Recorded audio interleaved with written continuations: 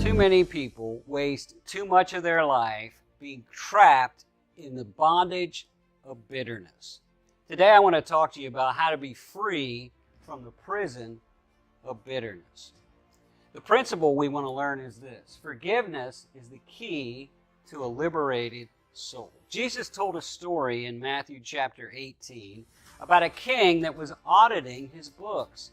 And he found a man that worked for him had embezzled a massive amount of money, billions of dollars in today's currency, an amount that he would never possibly be able to repay.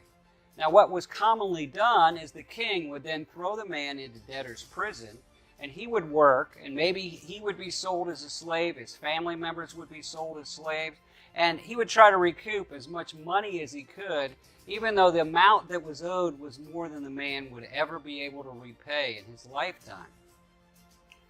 But the man, knowing that he had nothing coming but punishment, went to the king and begged for mercy. Unexpectedly, the king granted him mercy and forgave his debt. He canceled the entire debt and let the man go completely free. What a wonderful thing. Forgiveness liberates a soul. But that's not the end of the story. You see, the man who was forgiven had a friend that owed him money. And he didn't owe him very much money, a couple $100, but it was more than that man could ever think about repaying at that time. So he had him thrown into debtor's prison. Well, that's not good. What makes it even worse is the king heard about it and he wasn't happy. The king had forgiven that man a massive amount of debt, but that man had refused to forgive the other fellow even a small amount. This is what it says.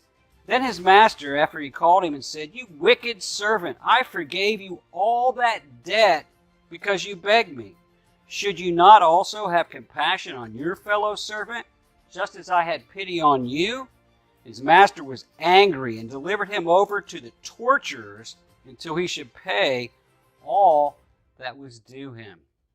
So that man he changed his position, and he had the man thrown into debtor's prison to be tortured. Failing to forgive others actually doesn't put them in prison. It puts you in prison to that other person. And it puts you in a place of torment, of torture. You allow yourself to be tormented with constant thoughts about them.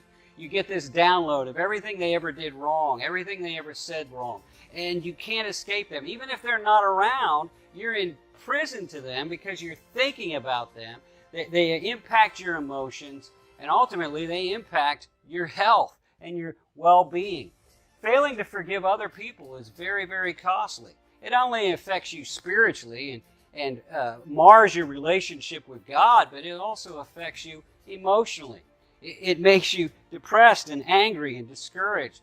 It also affects you physically. It releases all these toxic stress hormones that ultimately can affect your blood sugar, your heart, your levels of chronic pain, on and on.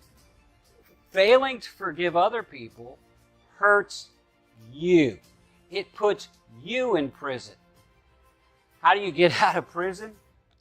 The only thing that costs more than forgiving is not forgiving. You get out of prison by choosing to forgive. You say, well, how can I do that? It's very simple. In this story, realize God is like the king. We owe him a massive debt that we can never repay. Yet out of his mercy, he chose to forgive us, cancel the debt, and set us free. There are other people that have hurt us and they owe us. Well, we need to take the forgiveness we've received and extend it to them. I encourage you today to choose to forgive. Go to God and say, God, I accept your forgiveness and I thank you. And God, I choose to extend that forgiveness to this person that has hurt me, to this person that has hurt me, and to this person that has hurt me. Set yourself free today. Choose to forgive others.